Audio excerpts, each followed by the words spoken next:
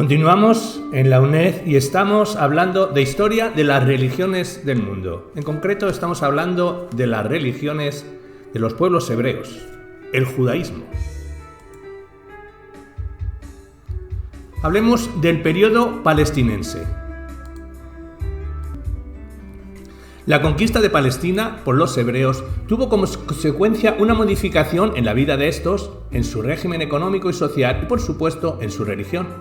Los hebreos pasaron gradualmente de la vida nómada a la sedentaria, de la ganadería a la agricultura. Y a medida que ello ocurría, se iban mezclando con la población nativa, la cananea.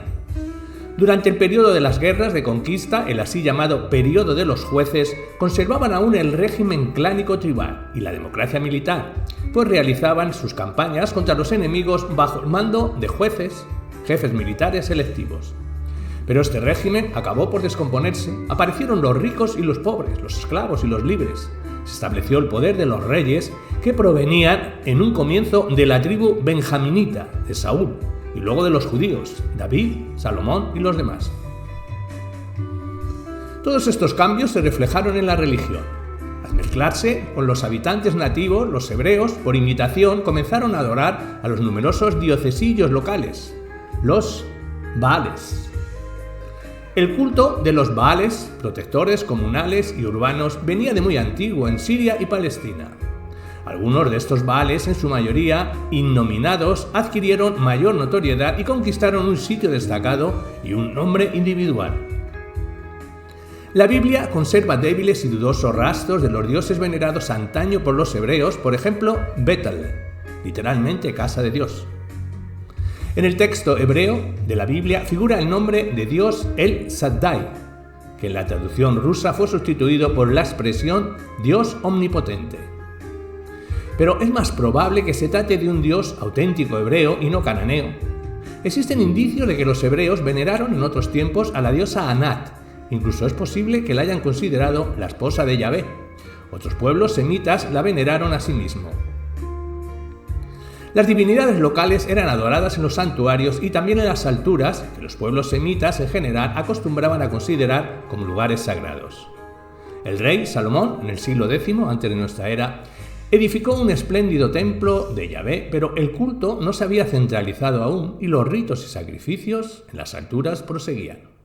Los hebreos adoptaron, siguiendo el uso de la población nativa palestina, varias fiestas religiosas vinculadas con la agricultura, Matzot, la fiesta primaveral, que se fundió con la antigua Pascua ganadera, Seboat, la fiesta de la cosecha del trigo, Sukkot, la fiesta que celebraba la recolección de frutos.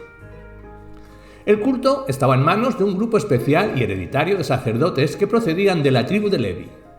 En la época palestinense, la palabra levita significaba sacerdote, aproximadamente como entre los medos, donde los magos se convirtieron en casta sacerdotal. Pero además de este sacerdocio tradicional y hereditario, en el periodo palestinense existieron entre los hebreos dirigentes religiosos de otros tipos, probablemente más arcaicos. Se trata, en primer lugar, de magos y adivinos, mencionados con frecuencia en la Biblia, que se dedicaban a hacer predestinaciones y a invocar las sombras de los muertos. Los reyes los perseguían a veces, pero ellos volvían a aparecer. En segundo lugar, se trata de los nazareos, hombres devotos que se consagraban a Dios. Los nazareos observaban reglas estrictas de la pureza ritual, no comían determinados alimentos, no tomaban vino, no tocaban los cadáveres, no se cortaban el pelo. Los nazareos, tanto hombres como mujeres, se consideraban santos. Se les atribuía conocimientos mágicos y poderosos extraordinarios, unos poderes. Había nazareos provisionales y vitalicios. El reglamento al que se sometían los nazareos provisionales está descrito en Números capítulo 6. Tales personalidades legendarias como el vigoroso Sansón y el vidente Samuel se representan en la Biblia como nazareos vitalicios. En el libro Jueces hay un mito acerca del extraordinario nacimiento de Sansón. Su madre recibió un aviso a través de un ángel porque has de concebir y parir un hijo, a cuya cabeza no tocará navaja, pues ha de ser nazareo o consagrado a Dios desde su infancia y desde vientre de madre, y él ha de comenzar a libertar a Israel del poder de los filisteos. Jueces capítulo 13 versículo 5. Sansón creció, adquirió una fuerza física extraordinaria y encabezó a los hebreos en sus guerras victoriosas contra los filisteos. Toda su fuerza residía en los cabellos y desapareció cuando se lo cortaron al atraerlo hacia una trampa. Jueces capítulo 16. Por último, ya desde el siglo VIII antes de nuestra era, posiblemente ya habían existido antes, se registran hombres devotos de una categoría especial, los así llamados profetas, en idioma hebreo, los nabí, que representaban un fenómeno muy peculiar y complejo. En un comienzo, los profetas fueron al parecer sacerdotes de práctica libre, o sea, adivinos y vaticinadores. Profetizaban luego de ponerse en estado de frenesí mediante golpes de pandereta, sonidos de otros instrumentos musicales, danzas, desnudándose a veces. Y él también se desnudó de sus vestidos y profetizó igualmente delante de Samuel, Samuel I, capítulo 19, versículo 24. En otras palabras, en los actos de los profetas aparecían rasgos netamente samánicos. Sin embargo, a causa de las agudizaciones de clase de los reinos de Israel y Judá, después de la muerte de Salomón, el Estado judío se dividió en dos partes, los profetas comenzaron a actuar, en cierto modo, como exponentes del descontento popular.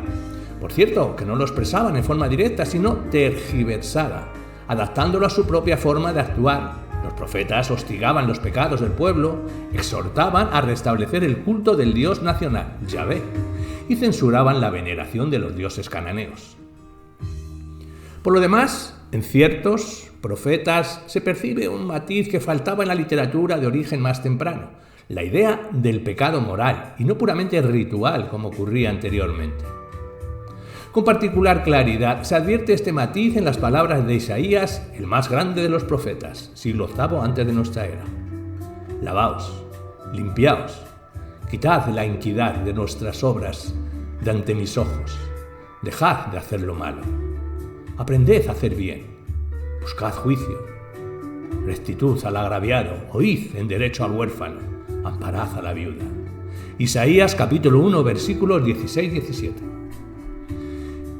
Este llamado a la purificación moral, esta exhortación a ser veraces y justos, tenía un sentido de clase bastante definido. Los profetas, que provenían de las capas cultas y dominantes de la sociedad, querían desviar el descontento y la protesta del pueblo oprimido de los verdaderos culpables de esa opresión.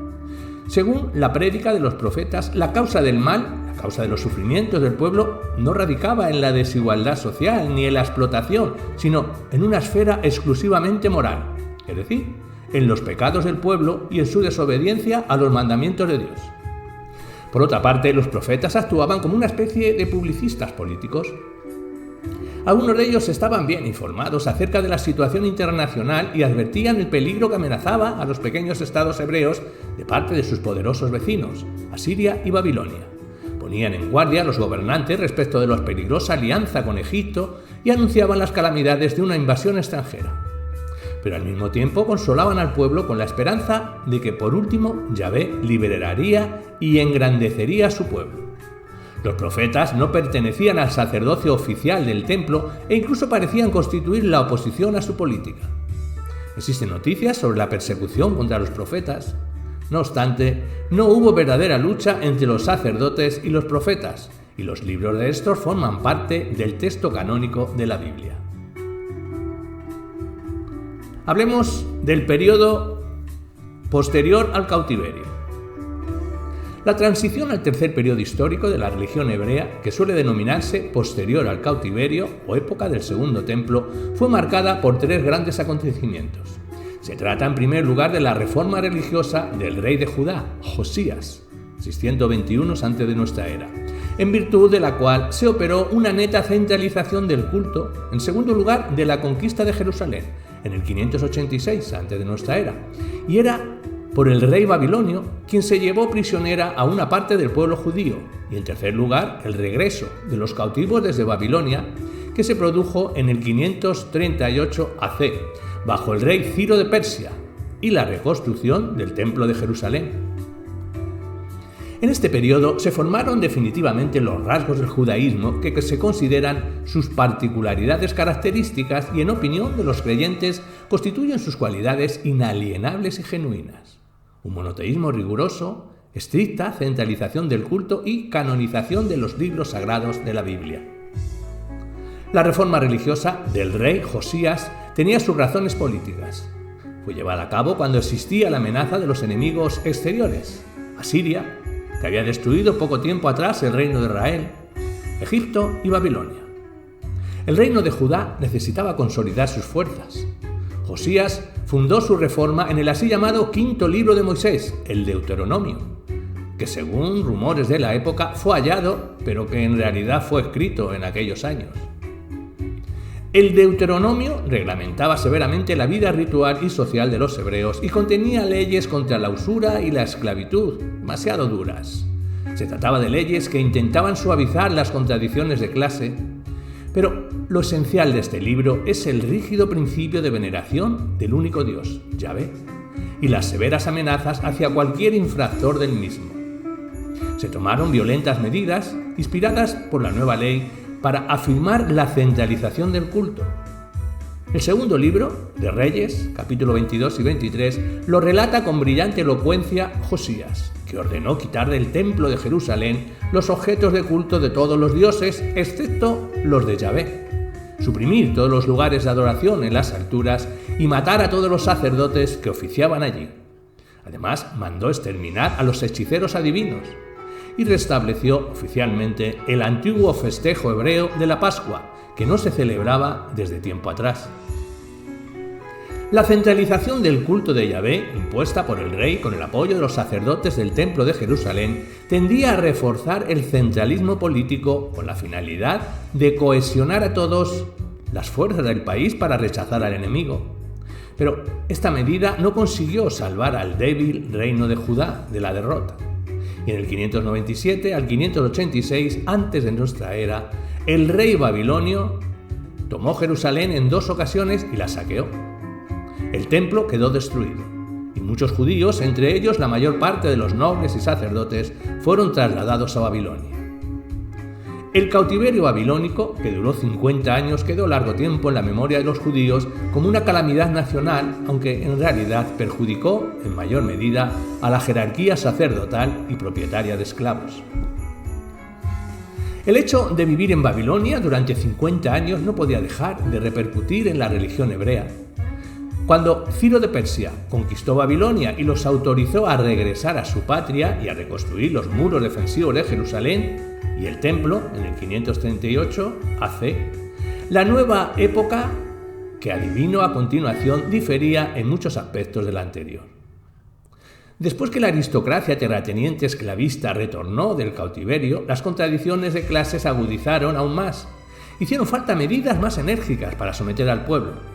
Pero los hebreos no tenían ya un Estado nacional independiente, puesto que estaban bajo el dominio de Persia.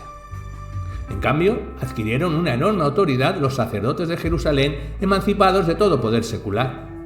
Los gobernantes extranjeros, los reyes persas, y más tarde los grecosirios, los seleucidas, protegían a los sacerdotes de Jerusalén, apoyándose en ellos para afianzar su dominación sobre los judíos.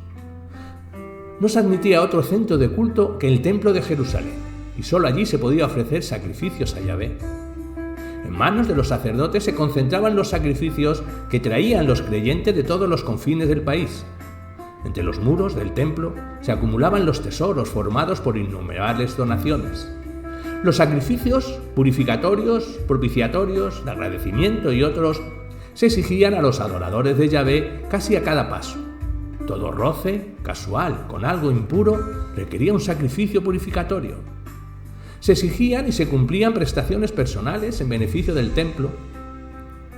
Los sacerdotes del templo empleaban las riquezas inmensas que acumulaban en el préstamo usurario, con lo cual la acrecentaban aún más. Los sacerdotes no tenían competidores. El segundo templo superó en riqueza y esplendor al famoso templo de Salomón. El sacerdocio jerosilimitano constituía una casta hereditaria, herméticamente cerrada, que se dividía en 2 categorías: los sacerdotes y los levitas, o sea, servidores del templo. Unos y otros eran considerados, tal como antes, descendientes de la tribu de Leví, que recibió este privilegio del propio Moisés y de su hermano Aarón.